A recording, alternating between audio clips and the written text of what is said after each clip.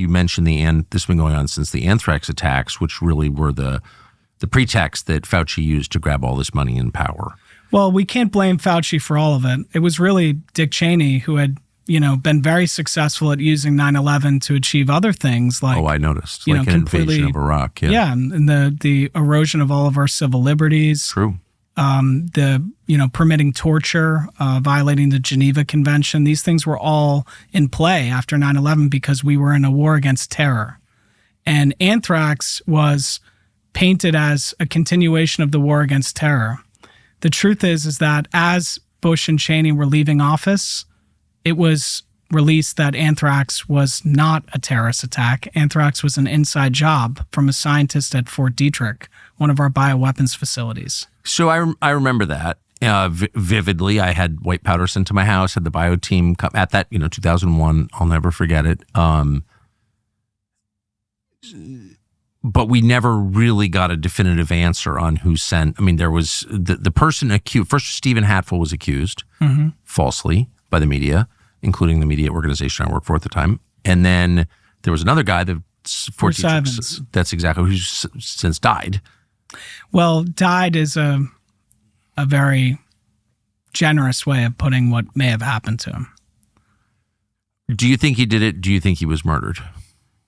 I think that when he began saying that he didn't act alone and that the media's version of his story was very far from the truth, and when members of Congress started believing that he didn't act alone, he suspiciously committed suicide by taking a bunch of Tylenol.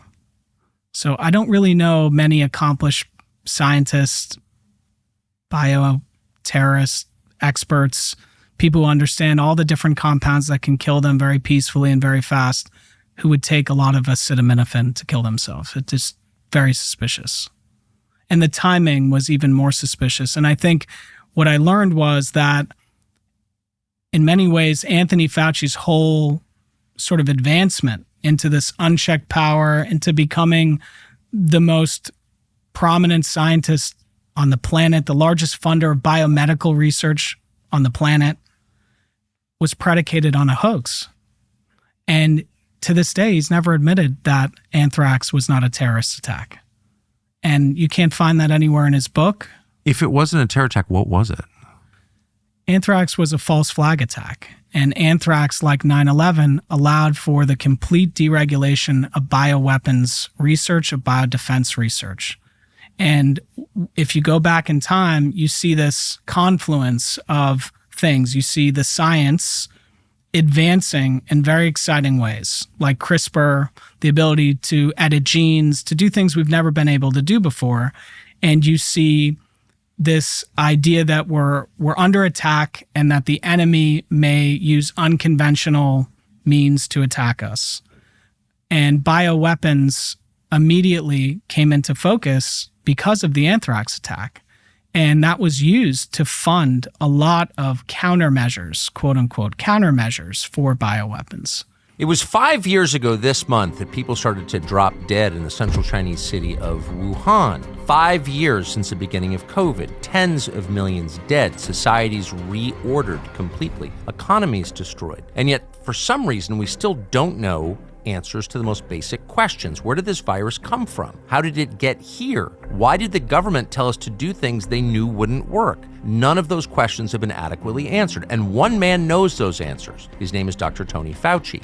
Until now, nobody has really pressed. And now a documentary filmmaker called Jenner First is out with a new film explaining exactly what happened. The film is called Thank You, Dr. Fauci. Jenner First spent years trying to get answers. And in that time, as he awaited Dr. Fauci's response, he went through tens of thousands of pages of documents and pieced together the story, which is shocking. We are proud to host that documentary here on TCN from December 20th to January 19th. You will see it exclusively here on TCN. Again, it's called Thank You, Dr. Fauci, and it's worth it.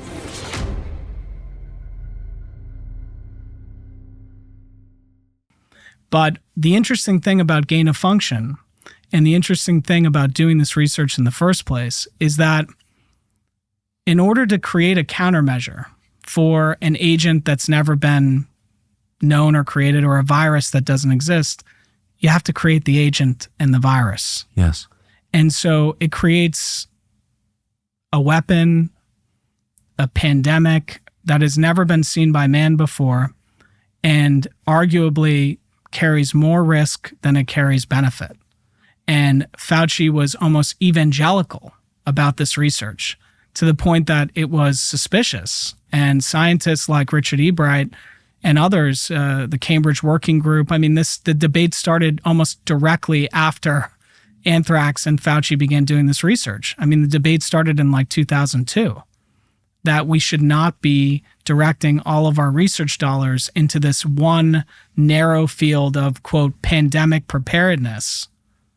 And yet Fauci did, and amassed so much influence and power in that system that he was able to shut down every critic. And there were a lot of close calls, and there were a lot of red flags, after Anthrax and before Ebola. Fauci supported the engineering of avian flu in 2011 to make it airborne. Bird flu is not naturally airborne. It takes a while to transfer from its host, birds, to humans. It happens with pigs. It happens with other intermediate species. And a scientist supported by Anthony Fauci used gain-of-function techniques in order to hone the virus to be airborne in humans. So this was celebrated by Fauci as a victory of science. There was a big debate on whether the results of this study should even be published. They were published.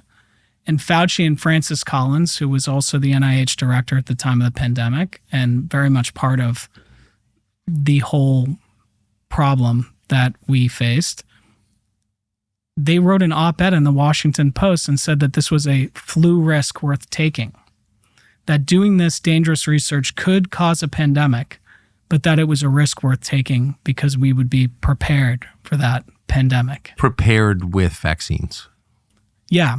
And therein lies the next sort of issue, is that I think clinicians, doctors who treat people, folks that are pragmatic, will take any remedy or any countermeasure that's effective to help their patients, and would... In fact, I would replace the word pragmatic with humane. Humane, any way to stop suffering, any way, anything, So do your job was just to heal. Yeah. Yeah.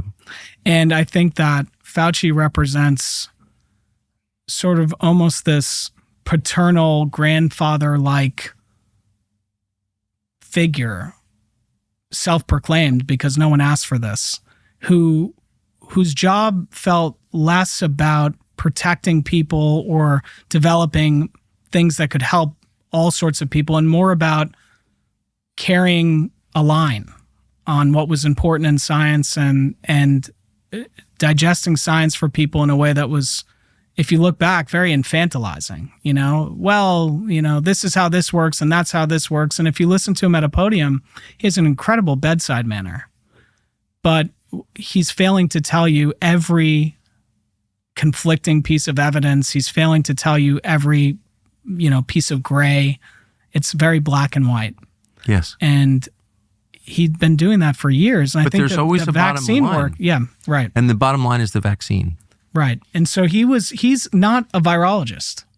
He's an immunologist. Right. And really, in many ways, his focus is vaccinology. Right. And so there are such things as virologists, epidemiologists, and all those people were supported by his funding, his research. But Fauci appeared to have one goal and one solution for problems, which was to develop vaccines for them. Yes. Thanks for watching our YouTube channel. We hope you'll subscribe to it. And by the way, you can hit the little bell on there and get notifications every time we produce a video. We hope you'll do that also.